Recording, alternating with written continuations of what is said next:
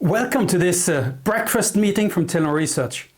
Successful companies have gone bankrupt due to disruptions. We do not want that to happen to Telenor. To avoid harmful disruptions of our company and workplace, we need to understand what drives disruption. My name is Frank Elter and I'm the Chief Scientist in Telenor Research. Today, I will talk about managing disruption the Telenor way. Are you ready? Let's get started.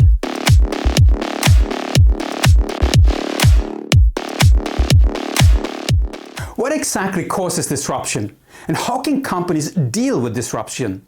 In Telenor, we face disruption in 4 areas: in product and services, revenue models, distribution models, and production models. To survive and grow, Telenor must manage these 4 disruption drivers at the same time. This is very demanding and requires the ability to drive organizational change in several dimensions.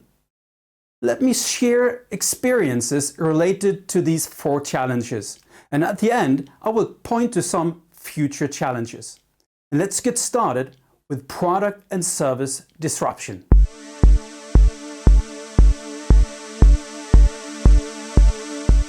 Product and service disruption occur when customers are offered new and better products and services that can replace established services, often in a digital version. Kodak went bankrupt in 2012 when they failed to phase out their film business and replace it with new products, such as digital cameras. And this happened even though they invented the digital camera already in 1975. Kodak as a company was destroyed as a result of product disruption. Netflix is an example of a disruptor. The company was established in 1997 as a movie rental service. They used physical post as the distribution channel. In 2007, they launched movie streaming, and 8 years later, in 2015, the world's streaming revenues surpassed the DVD for the first time. There is no reason that a company should go bankrupt because of product disruption. Product disruption can be mitigated with product innovation. And Telenor, as a company, has extensive experience in renewing services and technology platforms. For example, the pager service was in the 1990s replaced by SMS on mobile phones. SMS generated revenues way beyond what we could expect from the pager. In Telenor, we have been through many service disruptions, where Telenor as a company has replaced old services with new services on new technology platforms. To mention some more examples, the fixed phone is becoming replaced by mobile phones. ISDN was replaced by ADSL, which was replaced by fiber.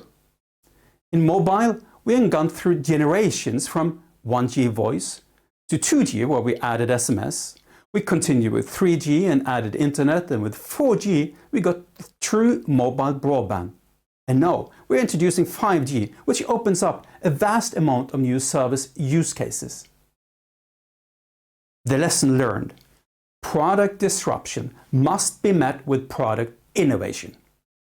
And this need to be combined with removing old products and services. Without effective legacy removal, the organizational complexity will increase, which in turn increases cost and reduces change capacity. Unless companies are able to renew their products and services and remove old services, you will face product disruption just like Kodak, and you can go out of business. Let's move to the next disruption area: revenue model disruption.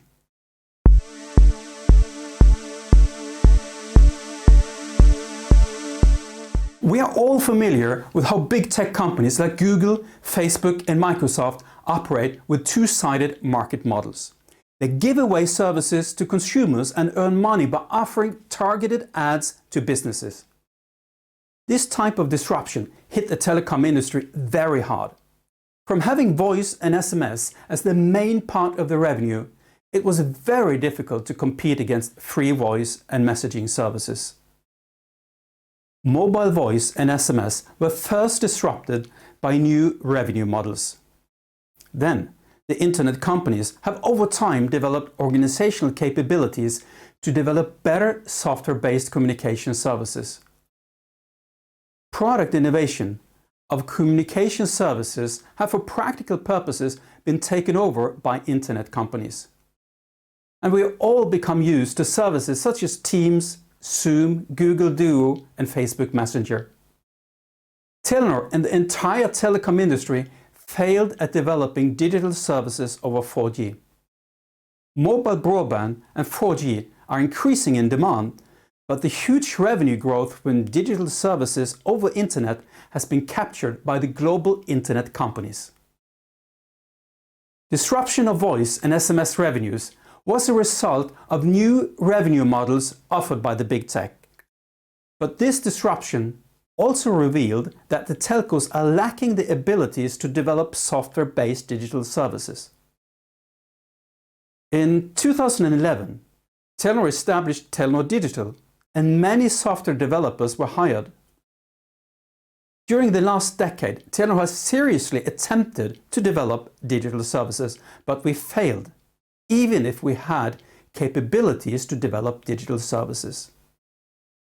The failure is most likely not related to lack of software development capabilities, but rather our ability to develop attractive digital products and services. One reason for the lack of service development capabilities is simply that our core services have been embedded into the network infrastructure, and this infrastructure Telenor has purchased from vendors such as Ericsson, Nokia, and Huawei. We have never been good at developing our own services.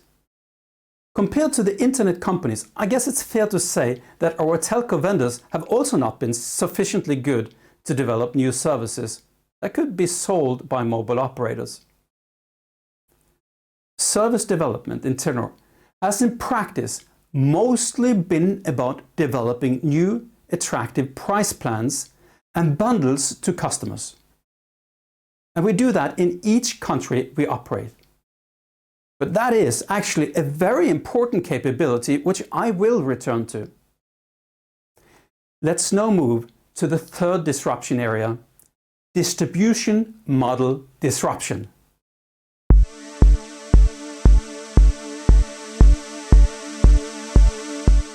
Distribution model disruption is mostly happening when physical distribution and customer relationships are replaced with digital relationships or new combinations of physical and digital distribution.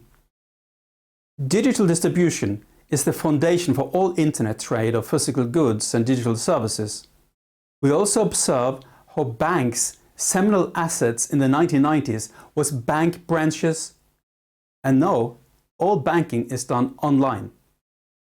And that digital customer platforms have become a key asset.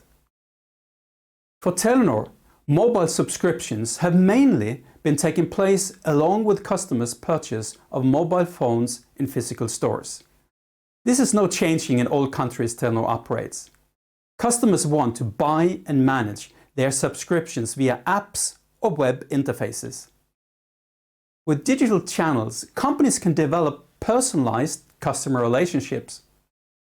To develop excellent customer user experience in customer-facing digital systems requires completely new ways to develop and change IT systems. The introduction of agile, customer-centric ways of working becomes central. New ways of work also require change in leadership and management systems for prioritization and resource management. But mobile broadband is something everyone needs. This provides Telenor with a solid customer base to upsell additional services.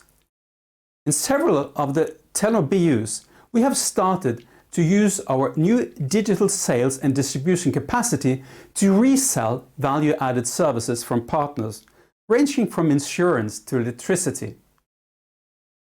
Our capability to develop new attractive price plans where we bundle different services is actually a very important capability. We have not succeeded with our own digital service development, but we have a strong and trusted brand. And we can become an excellent service orchestrator that resell third-party digital services in a secure way. Telenor has the potential to become a digital service trade house in the consumer market. Telenor has all it takes to take a strong position as a digital service distributor. However, our physical distribution network is still our most important sales channel. Thus, we must operate both. While this enables us to capture larger market share, it comes with a potential disruption risk, and that is the cost level. We will meet competition from mobile operators that rely on digital channels only, and those can operate at much lower cost level. And with lower cost, prices can be lower. It can be difficult to compete if competitors offer very low prices. And this brings us to the fourth disruption area, production model disruption.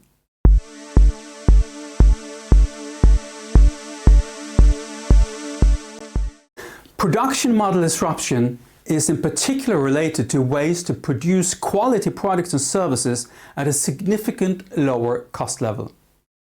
Telenor's main revenue source is to sell access to the internet over mobile broadband.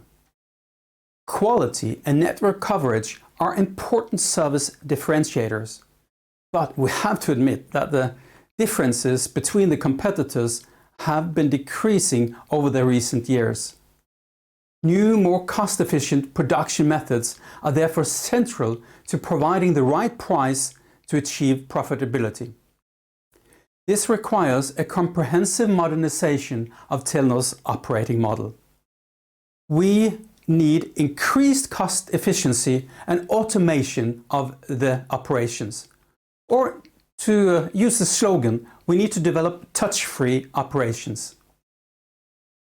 To specialize a company, increase efficiency, and rely more on outsourcing is a common path for most companies as industries matures. The vendor industry of telco equipment has over the past decades been through a global consolidation. This allows telco vendors to reap significant scale effects. And at the same time, the vendor industry has developed their business model. Previously, they sold equipment to mobile companies based on a transaction. Now, they are also offering to operate the network technology and IT systems.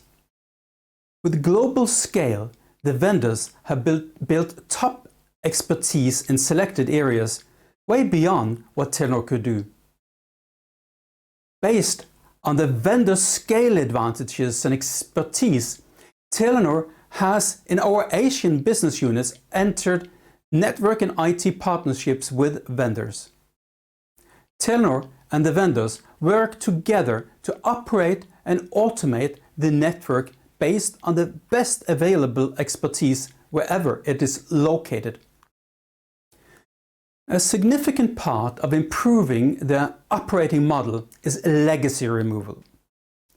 Telenor has succeeded in replacing old network technologies with cloud-based solutions. One difficult area is to balance the introduction of digital sales channels and distribution while reducing the dependency on physical distribution. It is very costly to maintain an excellent digital and physical customer relation. Strategic timing, knowing when to act, is the real trick when modernizing operating models.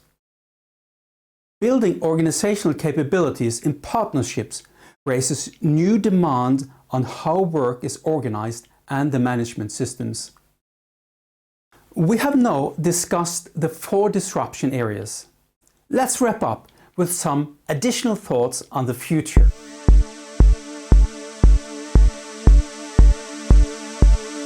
Telenor will continue to provide the society with secure, high quality and cost-efficient digital infrastructure. In the coming decade, there are several challenges to solve. Telenor needs to manage the 4 disruption drivers simultaneously, and this is very demanding. Product and distribution and operating model disruptions evolve over time. While strategic timing is difficult, we can prepare for those disruptions. However, disruption related to new revenue models can happen overnight and is the most difficult type of disruption that we can manage. Telenor failed at developing and selling digital consumer services for 4G. The next challenge is to introduce 5G and develop new services for the business market while removing legacy. At a vendor presentation that I've attended, I have seen more than 100 use cases for 5G. However, with our current business model, we can only capture value from very few of those use cases. If Telenor is going to take positions in the myriad of the 5G-enabled digital services, we have to develop new business and revenue models and develop an organization that can deliver on the new business models. That will be a key challenge in the coming years. Innovation of the business models, the introduction of new technologies and partnerships, the development of attractive solutions for customers, and continued change of organizations are really hot topics in business. Creating businesses with the new digital technologies are extremely knowledge intensive. Therefore, Telenor has entered a comprehensive collaboration with the Norwegian School of Economics. In the Digital Innovation for Growth program, DIG, business and academia collaborate to bring business-oriented research and insights related to digital innovation out to companies. We believe that this contributes knowledge to develop the necessary competitiveness for a sustainable future. Thank you for the attention.